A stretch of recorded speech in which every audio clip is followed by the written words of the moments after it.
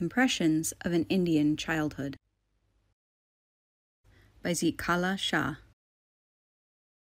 1. My Mother. A wigwam of weather-stained canvas stood at the base of some irregularly ascending hills. A footpath wound its way gently down the sloping land till it reached the broad river bottom. Creeping through the long swamp grasses that bent over it on either side, it came out on the edge of the Missouri. Here, morning, noon, and evening, my mother came to draw water from the muddy stream for our household use. Always, when my mother started for the river, I stopped my play to run along with her. She was only of medium height.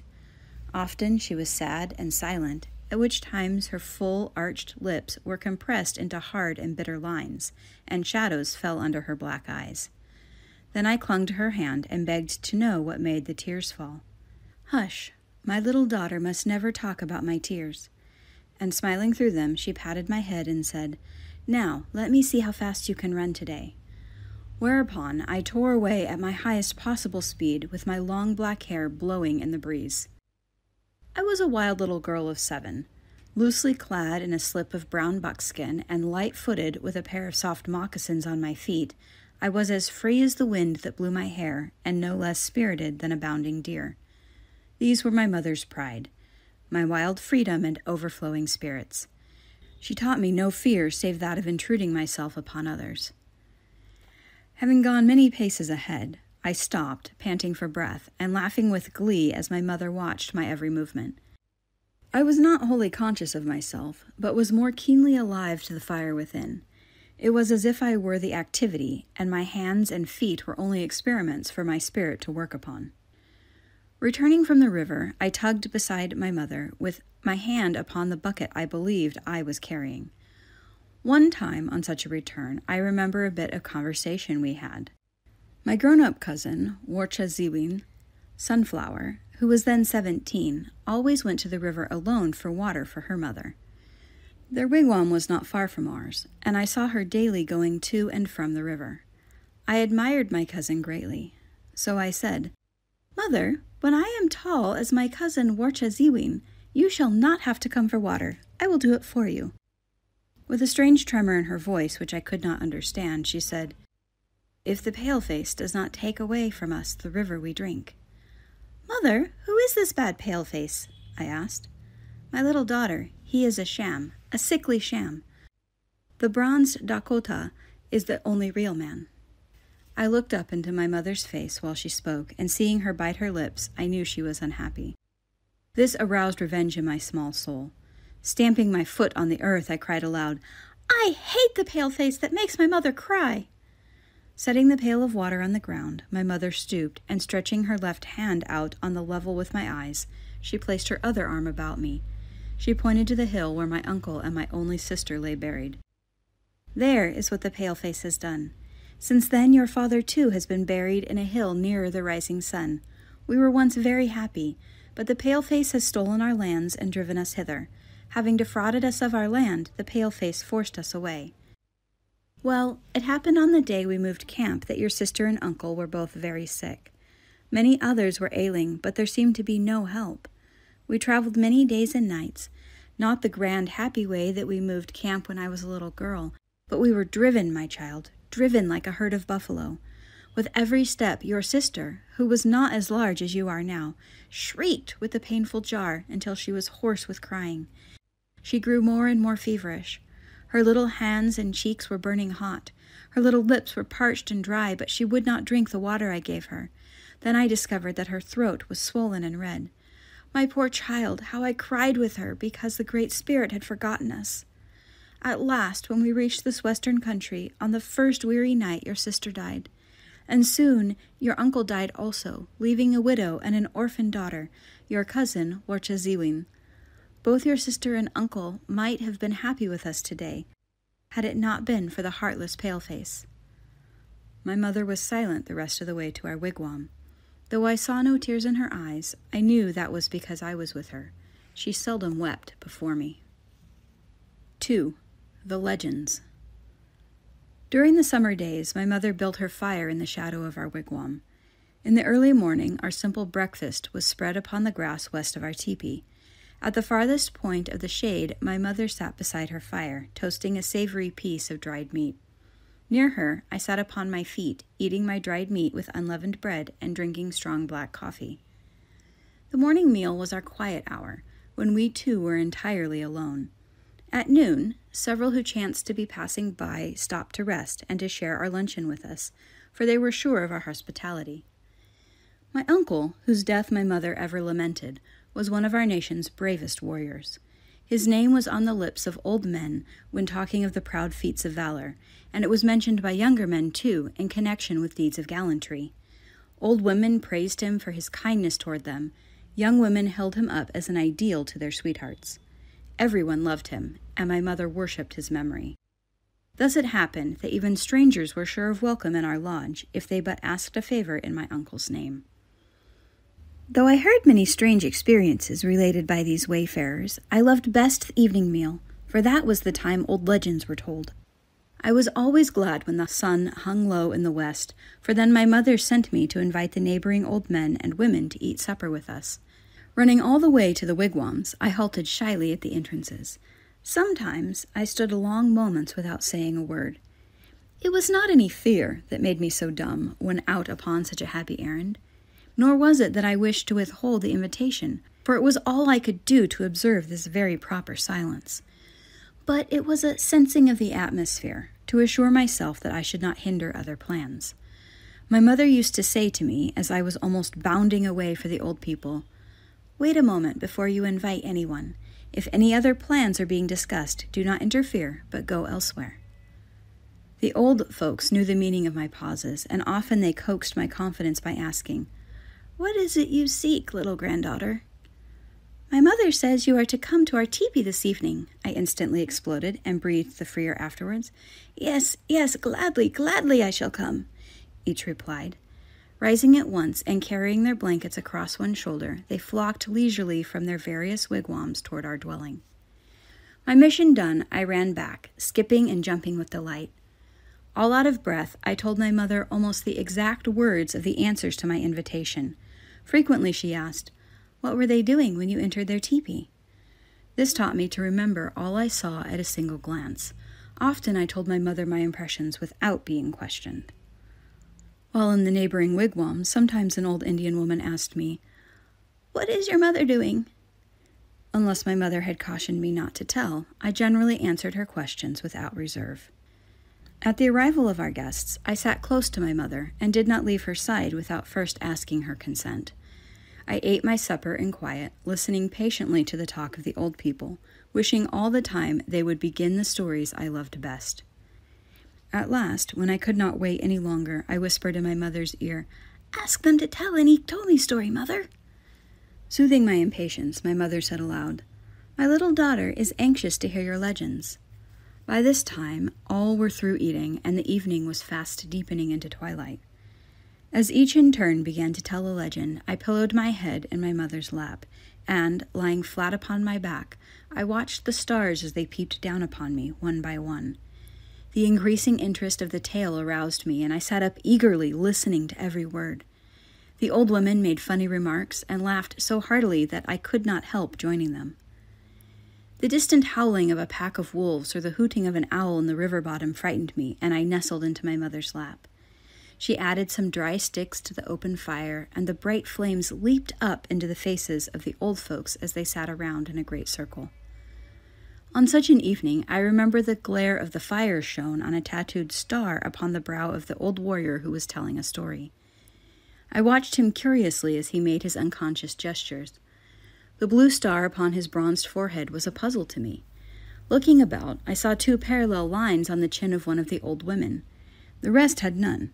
I examined my mother's face, but found no sign there. After the warrior's story was finished, I asked the old woman the meaning of the blue lines on her chin, looking all the while out of the corners of my eyes at the warrior with the star on his forehead. I was a little afraid that he would rebuke me for my boldness. Here the old woman began. "Why, my grandchild, they are signs, secret signs I dare not tell you. I shall, however, tell you a wonderful story about a woman who had a cross tattooed upon each of her cheeks." It was a long story of a woman whose magic power lay hidden behind the marks upon her face. I fell asleep before the story was completed. Ever after that night, I felt suspicious of tattooed people. Wherever I saw one, I glanced furtively at the mark and round about it, wondering what terrible magic power was covered there. It was rarely that such a fearful story as this one was told by the campfire. Its impression was so acute that the picture still remains vividly clear and pronounced. 3. The beadwork. Soon after breakfast, Mother sometimes began her beadwork. On a bright, clear day, she pulled out the wooden pegs that pinned the skirt of our wigwam to the ground and rolled the canvas part way up on its frame of slender poles. Then the cool morning breezes swept freely through our dwelling, now and then wafting the perfume of sweet grasses from newly burnt prairie. Untying the long tasseled strings that bound a small brown buckskin bag, my mother spread upon a mat beside her bunches of colored beads, just as an artist arranges the paints upon his palette. On a lapboard, she smoothed out a double sheet of soft white buckskin, and drawing from a beaded case that hung on the left of her wide belt a long, narrow blade, she trimmed the buckskin into shape. Often she worked upon small moccasins for her small daughter. Then I became intensely interested in her designing. With a proud, beaming face, I watched her work. In imagination, I saw myself walking in a new pair of snugly fitting moccasins.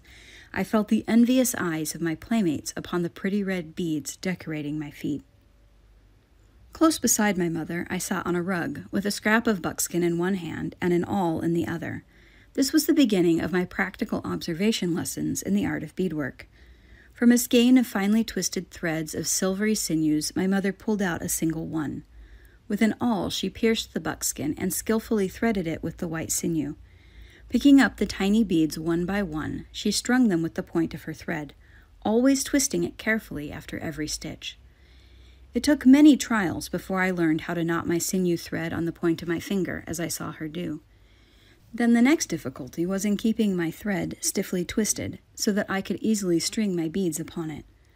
My mother required of me original designs for my lessons in beading. At first, I frequently ensnared many a sunny hour into working a long design. Soon, I learned from self-inflicted punishment to refrain from drawing complex patterns, for I had to finish whatever I began. After some experience, I usually drew easy and simple crosses and squares. These were some of the set forms. My original designs were not always symmetrical nor sufficiently characteristic, two faults with which my mother had little patience. The quietness of her oversight made me feel strongly responsible and dependent upon my own judgment. She treated me as a dignified little individual as long as I was on my good behavior, and how humiliated I was when some boldness of mine drew forth a rebuke from her. In the choice of colors, she left me to my own taste. I was pleased with an outline of yellow upon a background of dark blue, or a combination of red and myrtle green. There was another of red with a bluish gray that was more conventionally used. When I became a little familiar with designing and the various pleasing combinations of color, a harder lesson was given me. It was the sewing on, instead of beads, some tinted porcupine quills, moistened and flattened between the nails of the thumb and forefinger. My mother cut off the prickly ends and burned them at once in the center fire. These sharp points were poisonous and worked into the flesh wherever they lodged. For this reason, my mother said, I should not do much alone in quills until I was as tall as my cousin, or Chaziwin. Always after these confining lessons, I was wild with surplus spirits and found joyous relief in running loose in the open again. Many a summer afternoon, a party of 4 or 5 of my playmates roamed over the hills with me. We each carried a light, sharpened rod about 4 feet long, with which we pried up certain sweet roots. When we had eaten all the choice roots we chanced upon, we shouldered our rods and strayed off into patches of a stocky plant, under whose yellow blossoms we found little crystal drops of gum. Drop by drop we gathered this nature's rock candy, until each of us could boast of a lump the size of a small bird's egg. Soon satiated with its woody flavor, we tossed away our gum, to return again to the sweet roots. I remember well how we used to exchange our necklaces, beaded belts, and sometimes even our moccasins. We pretended to offer them as gifts to one another. We delighted in impersonating our own mothers. We talked of things we had heard them say in their conversations. We imitated their various manners, even to the inflection of their voices. In the lap of the prairie, we seated ourselves upon our feet, and, leaning our painted cheeks in the palms of our hands, we rested our elbows on our knees and bent forward as old women were most accustomed to do. While one was telling of some heroic deed recently done by a near relative, the rest of us listened attentively and exclaimed in undertones, "Han! Han! Yes, yes," whenever the speaker paused for breath, or sometimes for our sympathy. As the discourse became more thrilling, according to our ideas, we raised our voices in these interjections. In these impersonations, our parents were led to say only those things that were in common favor. No matter how exciting a tale we might be rehearsing, the mere shifting of a cloud shadow in the landscape nearby was sufficient to change our impulses, and soon we were all chasing the great shadows that played among the hills. We shouted and whooped in the chase, laughing and calling to one another. We were like little sportive nymphs on that Dakota sea of rolling green.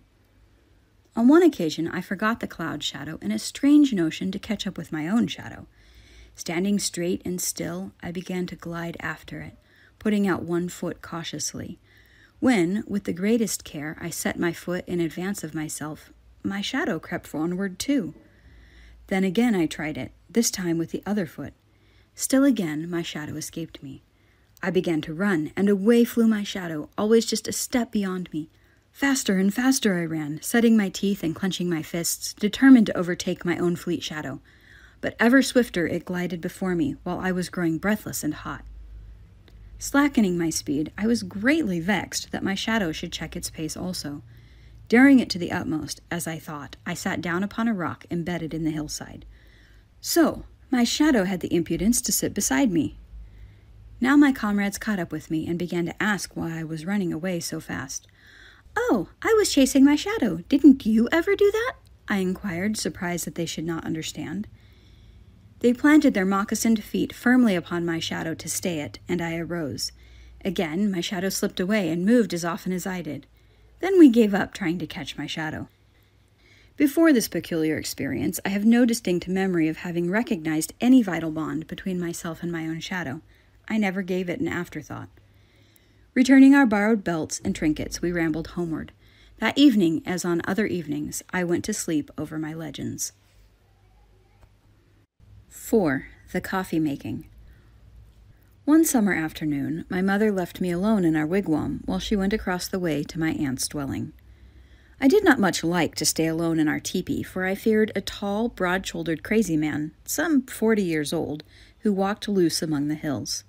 Zitkala-Sa, wearer of a feather necklace, was harmless, and whenever he came into a wigwam, he was driven there by extreme hunger. He went nude except for the half of a red blanket he girdled around his waist. In one tawny arm he used to carry a heavy bunch of wild sunflowers that he gathered in his aimless ramblings.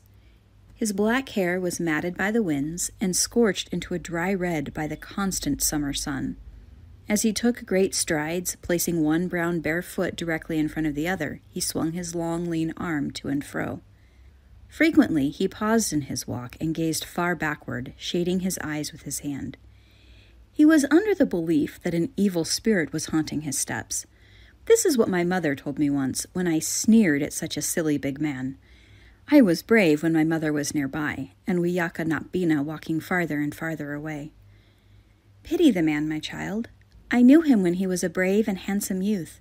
He was overtaken by a malicious spirit among the hills one day, when he went hither and thither after his ponies. Since then he cannot stay away from the hills," she said. I felt so sorry for the man in his misfortune that I prayed to the Great Spirit to restore him. But though I pitied him at a distance, I was still afraid of him when he appeared near our wigwam. Thus, when my mother left me by myself that afternoon, I sat in a fearful mood within our teepee. I recalled all I had ever heard about Zitkala-Sa, and I tried to assure myself that though he might pass nearby, he would not come to our wigwam because there was no little girl around our grounds. Just then, from without, a hand lifted the canvas covering of the entrance. The shadow of a man fell within the wigwam, and a large, roughly moccasined foot was planted inside. For a moment I did not dare to breathe or stir, for I thought that could be no other than Zitkala-Sa.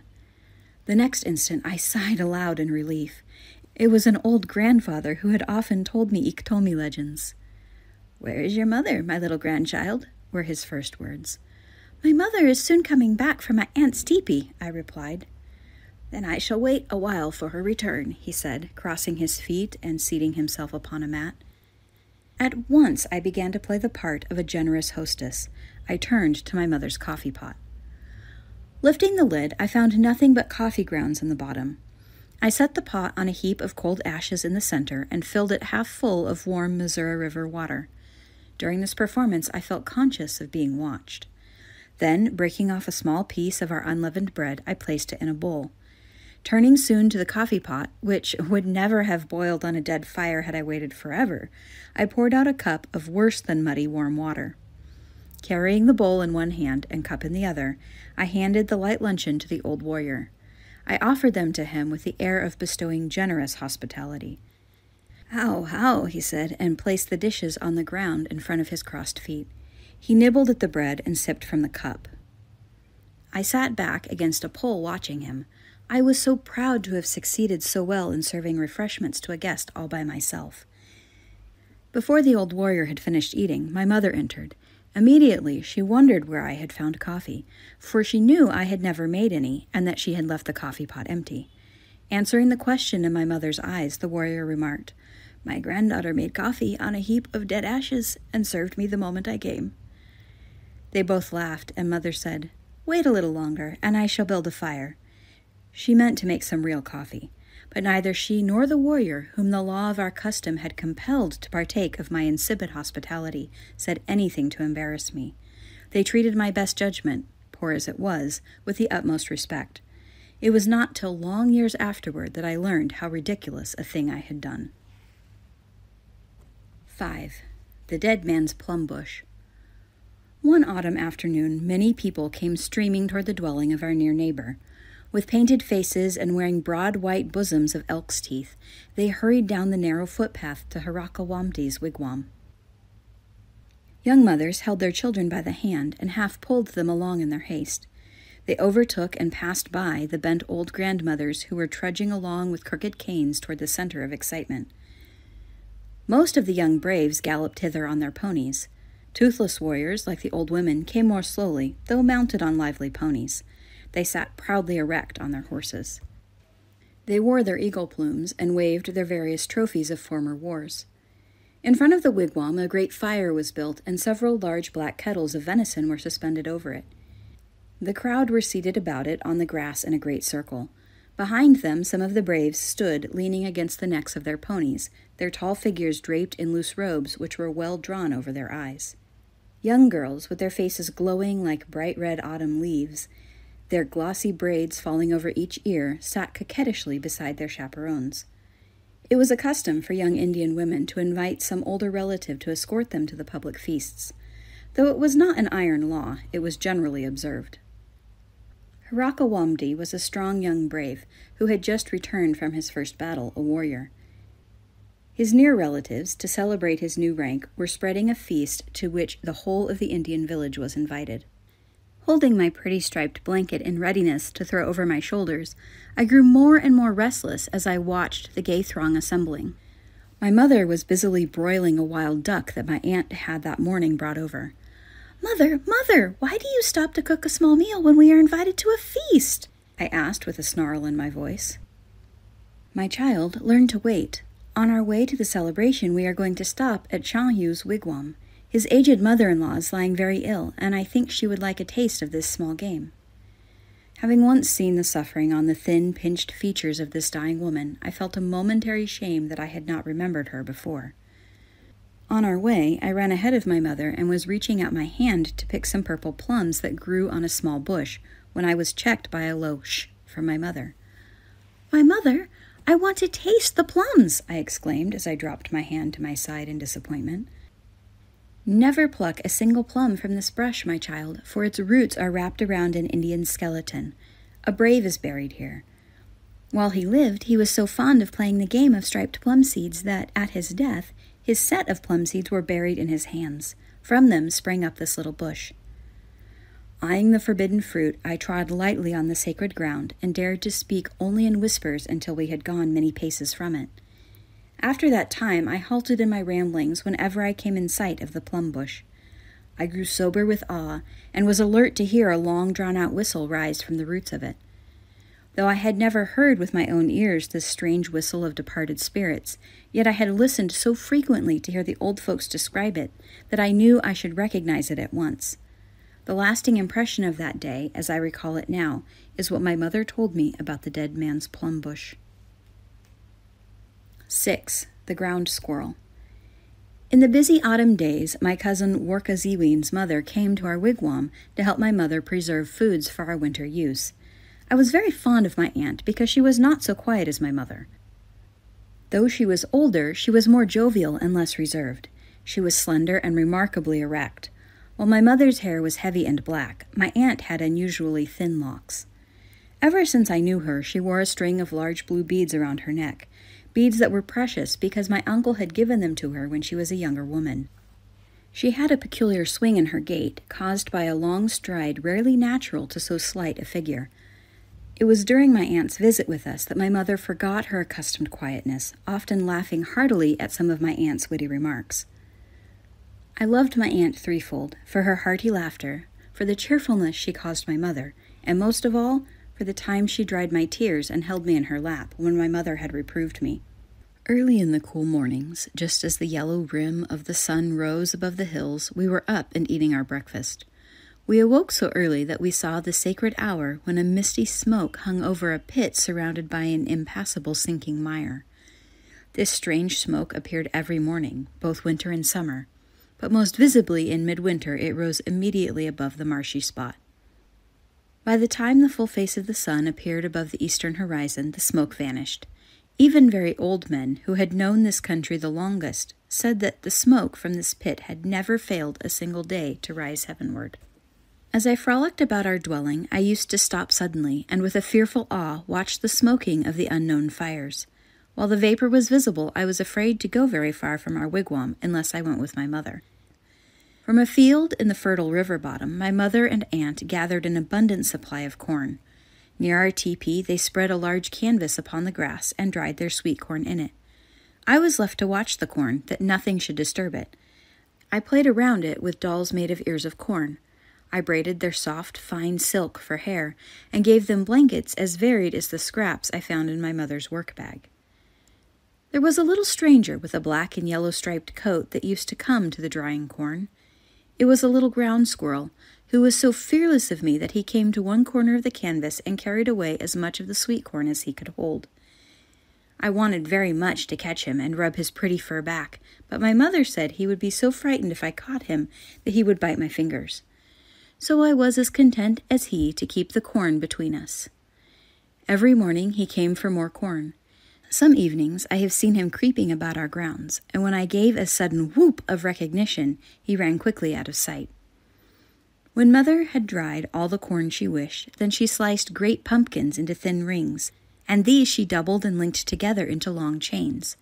She hung them on a pole that stretched between two forked posts. The wind and sun soon thoroughly dried the chains of pumpkin. Then she packed them away in a case of thick and stiff buckskin. In the sun and wind she also dried many wild fruits, cherries, berries, and plums. But chiefest among my early recollections of autumn is that one of the corn drying and the ground squirrel. I have few memories of winter days at this period of my life, though many of the summer. There is one only which I can recall. Some missionaries gave me a little bag of marbles. They were all sizes and colors. Among them were some of colored glass. Walking with my mother to the river on a late winter day, we found great chunks of ice piled all along the bank. The ice on the river was floating in huge pieces. As I stood beside one large block, I noticed for the first time the colors of the rainbow in the crystal ice. Immediately I thought of my glass marbles at home. With my bare fingers, I tried to pick out some of the colors, for they seemed so near the surface. But my fingers began to sting with the intense cold, and I had to bite them hard to keep from crying. From that day on, for many a moon, I believed that glass marbles had river ice inside of them. 7. The Big Red Apples. The first turning away from the easy, natural flow of my life occurred in an early spring. It was in my 8th year, in the month of March, I afterward learned. At this age, I knew but one language, and that was my mother's native tongue. From some of my playmates, I heard that 2 pale-faced missionaries were in our village. They were from that class of white men who wore big hats and carried large hearts, they said. Running direct to my mother, I began to question her why these 2 strangers were among us. She told me, after I had teased much, that they had come to take away Indian boys and girls to the east. My mother did not seem to want me to talk about them. But in a day or 2, I gleaned many wonderful stories from my playfellows concerning the strangers. "Mother, my friend Judewin is going home with the missionaries. She is going to a more beautiful country than ours. The palefaces told her so," I said wistfully, wishing in my heart that I too might go. Mother sat in a chair, and I was hanging on her knee. Within the last 2 seasons, my big brother Dawee had returned from a 3 years' education in the East, and his coming back influenced my mother to take a farther step from her native way of living. First, it was a change from buffalo skin to the white man's canvas that covered our wigwam. Now she had given up her wigwam of slender poles to live, a foreigner, in a home of clumsy logs. "Yes, my child, several others besides Judewin are going away with the palefaces. Your brother said the missionaries had inquired about his little sister," she said, watching my face very closely. My heart thumped so hard against my breast, I wondered if she could hear it. "Did he tell them to take me, Mother?" I asked, fearing lest Dawee had forbidden the palefaces to see me, and that my hope of going to the Wonderland would be entirely blighted. With a sad, slow smile, she answered, "There, I knew you were wishing to go, because Judewin has filled your ears with the white man's lies. Don't believe a word they say. Their words are sweet, but, my child, their deeds are bitter. You will cry for me, but they will not even soothe you. Stay with me, my little one. Your brother Dawee says that going east, away from your mother, is too hard an experience for his baby sister." Thus my mother discouraged my curiosity about the lands beyond our eastern horizon, for it was not yet an ambition for letters that was stirring me. But on the following day the missionaries did come to our very house. I spied them coming up the footpath leading to our cottage. A 3rd man was with them, but he was not my brother Dawee. It was another, a young interpreter, a pale-face who had a smattering of the Indian language. I was ready to run out to meet them, but I did not dare to displease my mother. With great glee, I jumped up and down on our ground floor.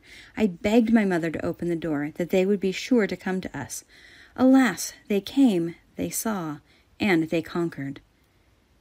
Judewin had told me of the great tree where grew red apples, and how we could reach out our hands and pick all the red apples we could eat. I had never seen apple trees. I had never tasted more than a dozen red apples in my life, and when I heard of the orchards of the East, I was eager to roam among them. The missionaries smiled into my eyes and patted my head. I wondered how Mother could say such hard words against them. "Mother, ask them if little girls may have all the red apples they want when they go east," I whispered aloud in my excitement. The interpreter heard me and answered, "Yes, little girl, the nice red apples are for those who pick them, and you will have a ride on the iron horse if you go with these good people." I had never seen a train, and he knew it. "Mother, I am going east. I like big red apples, and I want to ride on the iron horse. Mother, say yes," I pleaded. My mother said nothing. The missionaries waited in silence, and my eyes began to blur with tears, though I struggled to choke them back. The corners of my mouth twitched, and my mother saw me. "I am not ready to give you any word," she said to them. "Tomorrow I shall send you my answer by my son." With this they left us. Alone with my mother, I yielded to my tears and cried aloud, shaking my head so as not to hear what she was saying to me. This was the first time I had ever been so unwilling to give up my own desire that I refused to hearken to my mother's voice. There was a solemn silence in our home that night. Before I went to bed, I begged the Great Spirit to make my mother willing I should go with the missionaries. The next morning came, and my mother called me to her side. "My daughter, do you still persist in wishing to leave your mother?" she asked. "Oh, Mother, it is not that I wish to leave you, but I want to see the wonderful Eastern land," I answered. My dear old aunt came to our house that morning, and I heard her say, "Let her try it." I hoped that, as usual, my aunt was pleading on my side. My brother Dawee came for Mother's decision. I dropped my play and crept close to my aunt. "Yes, Dawee, my daughter, though she does not understand what it all means, is anxious to go. She will need an education when she is grown, for then there will be fewer real Dakotas and many more palefaces. This tearing her away, so young, from her mother is necessary, if I would have her an educated woman. The palefaces, who owe us a large debt for stolen lands, have begun to pay a tardy justice in offering some education to our children. But I know my daughter must suffer keenly in this experiment. For her sake, I dread to tell you my reply to the missionaries. Go, tell them that they may take my little daughter, and that the Great Spirit shall not fail to reward them according to their hearts. Wrapped in my heavy blanket, I walked with my mother to the carriage that was soon to take us to the Iron Horse. I was happy. I met my playmates, who were also wearing their best thick blankets. We showed one another our new beaded moccasins and the width of the belts that girdled our new dresses. Soon we were being drawn rapidly away by the white man's horses. When I saw the lonely figure of my mother vanish in the distance, a sense of regret settled heavily upon me. I felt suddenly weak, as if I might fall limp to the ground. I was in the hands of strangers whom my mother did not fully trust. I no longer felt free to be myself or to voice my own feelings. The tears trickled down my cheeks, and I buried my face in the folds of my blanket. Now the first step, parting me from my mother, was taken, and all my belated tears availed nothing. Having driven 30 miles to the ferry boat, we crossed the Missouri in the evening. Then, riding again a few miles eastward, we stopped before a massive brick building. I looked at it in amazement and with a vague misgiving, for in our village I had never seen so large a house. Trembling with fear and distrust of the palefaces, my teeth chattering from the chilly ride, I crept noiselessly in my soft moccasins along the narrow hall, keeping very close to the bare wall. I was as frightened and bewildered as the captured young of a wild creature. End of Section 1. Read by Step Heather, September 5th, 2022, Bangalore, India.